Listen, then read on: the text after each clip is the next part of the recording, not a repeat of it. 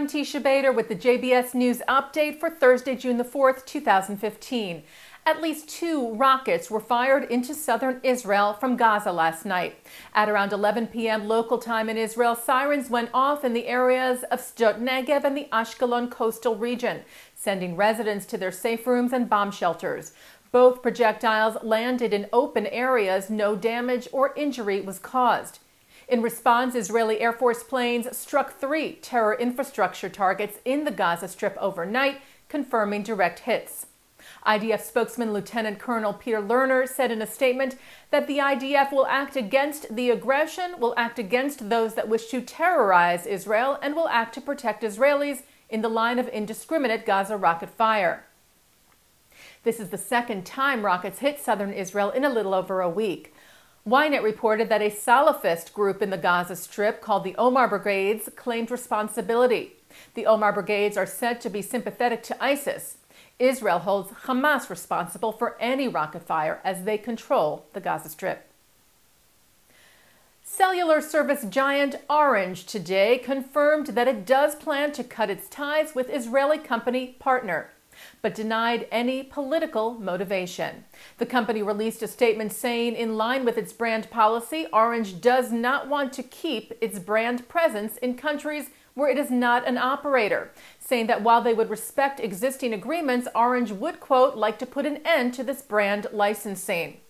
This follows comments made yesterday by the CEO of Orange, Stefan Richard, seeming to suggest a boycott of Israel.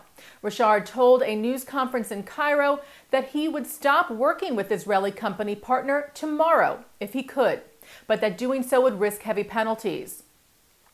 Orange has an affiliate agreement with Partner, one of Israel's largest cellular service providers.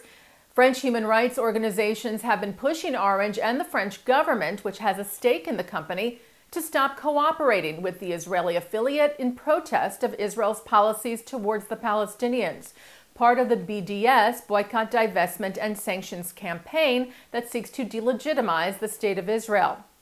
According to Israel's foreign ministry, Israeli ambassador to France, Yossi Gal, spoke with the French foreign and finance ministries about Richard's remarks, and newly appointed Deputy Foreign Minister Tzipi Hatoveli wrote to Richard saying that she was, quote, taken aback by the remarks and asked him to clarify his position and refrain from being party to the industry of lies which unfairly targets Israel.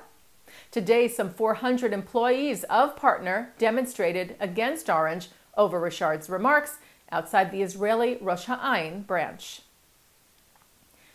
Meanwhile, a British university umbrella group has spoken out against BDS efforts. Universities UK rejected a decision made earlier this week by the UK's National Union of Students to boycott Israel, saying such a move contradicts the principle of free exchange of ideas. Universities UK represents 133 British universities. They stated yesterday that given the reported perception in Israel that UK universities support an academic boycott, the board wishes to confirm its previously stated position that it is firmly opposed to any academic boycott of Israeli universities.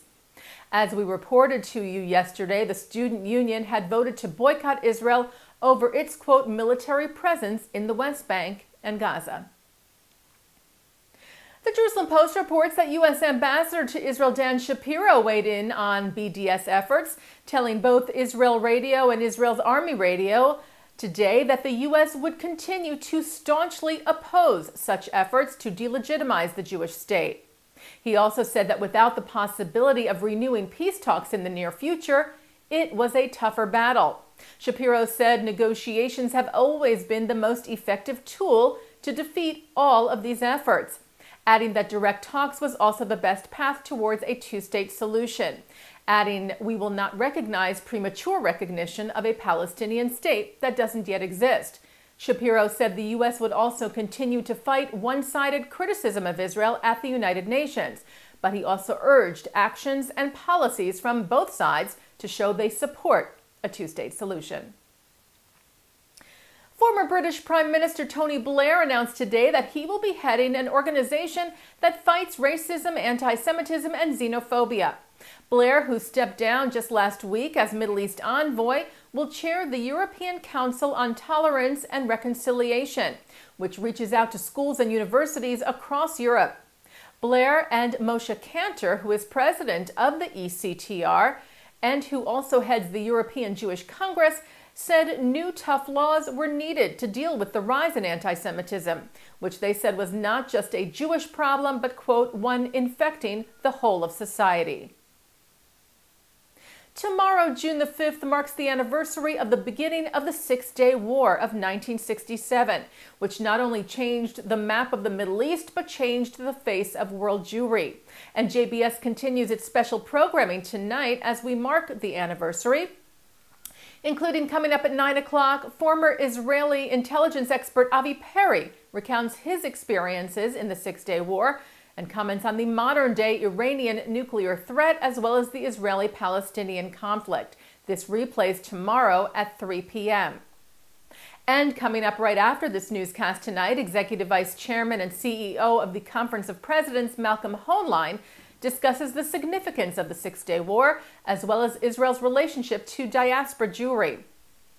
Also tonight at 8 o'clock, a discussion of the history of the West Bank with Rabbi Emeritus of Temple Emmanuel in Atlanta, Rabbi Stanley Davids, at the JCC of Stamford, Connecticut. And at 10 tonight, international lawyer Hare Arnon discusses the legal norms that govern Israel's control of the West Bank in a Lawfare Project presentation.